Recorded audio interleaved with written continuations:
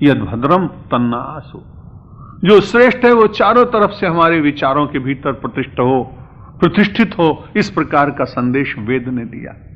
सबसे पहले व्यक्ति को वेद के द्वारा कर्मकांड का उपदेश मिला।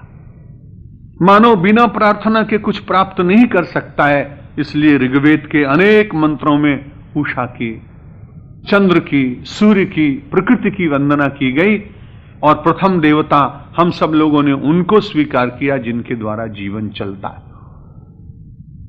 ये जो विग्रह की पूजा की पद्धति तो बहुत बाद में आई, लेकिन ऋग्वेद में आप सूक्त के सूक्त और मंडल के मंडल देखेंगे जिसमें प्रार्थना करने का विधान किया, और प्रार्थना के द्वारा मानव का मन शुद्ध होता है।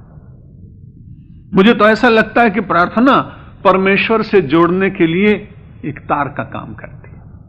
यहां इतने प्रकाश हो रहे हैं, विद्युत के छोटे छोटे उपकरण लगे, लेकिन ये कहीं भीतर से तार के द्वारा वहां से जुड़े हुए हैं जहां से मूल रूप से विद्युत का प्रवाह आ रहा है। यदि वहां से प्रवाह बंद हो जाए तो ये सारे उपकरण प्रकाश नहीं दे सकते।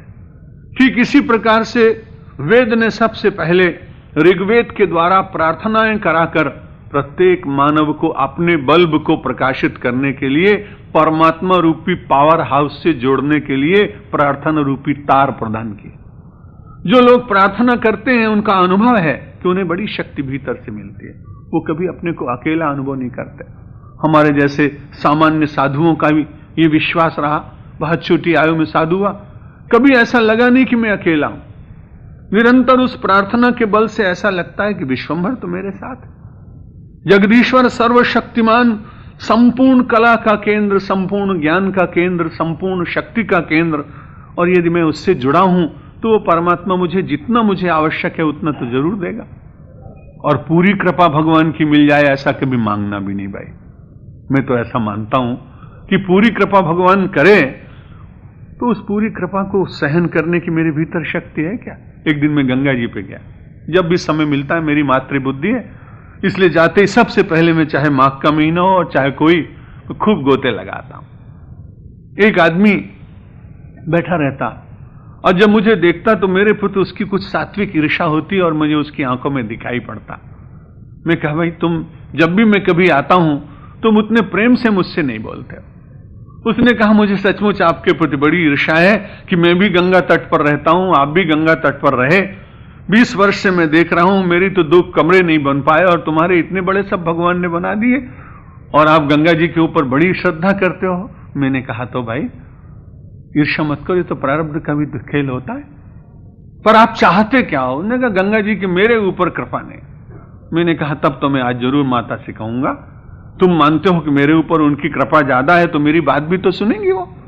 कहा आप करना प्रार्थना। मैंने कहूंगा कि मां तुम इनके ऊपर पूरी कृपा करो। मैंने कहा देख लो मैं आज जरूर प्रार्थना करूंगा और कल कभी वो घटित हुई तो आप तैयार रहना, क्योंकि मेरी कुटीर तो बाद में है, आपकी कुटी पहले आती। और जब गंगा मैया पूरी कृपा करेंगी ना तो तुम्हारी कुटी पर से निकलेंगी। तो उसने कहा इसका क्या अर्थ। मैंने कहा जब पूरी कृपा होगी ना तो पूरा जल आएगा, और जब पूरा जल आएगा तो उसके बाद तुम्हारा कुटीर, तुम्हारी वो कुटिया उस जल को सहन कर सकेगी क्या। कहीं ऐसा ना हो कि वो पूरी बह जाए। उसने कहा तब तो आप ऐसी प्रार्थना करना कि थोड़ी कृपा करें, क्योंकि पूरी कृपा हुई तो कुटिया ही बह जाएगी। इसलिए हम भगवान से बहुत बार कहते हैं कि भगवान आपकी कृपा हमारे ऊपर हो जाए। हम भगवान से प्रार्थना करते हैं महाराज आपकी जितनी कृपा को मैं धारण कर सकूं उतनी कृपा करना, क्योंकि संपूर्ण कृपा को धारण करने की पात्रता मेरी है क्या। मेरे भीतर इतनी क्षमता है क्या, मेरे भीतर इतना बल है क्या कि मैं आपके संपूर्ण बल को, आपकी कृपा को मैं सहन कर सकूंगा।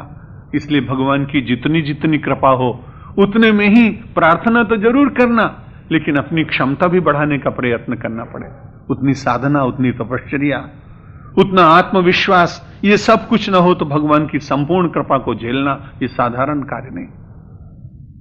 भगवान आदि शंकराचार्य जी ने कहा कि भाई मानव को निरंतर वेद इसलिए पढ़ने चाहिए कि उसमें से ज्ञान प्राप्त होता है। वेद का अर्थ ही है ज्ञान।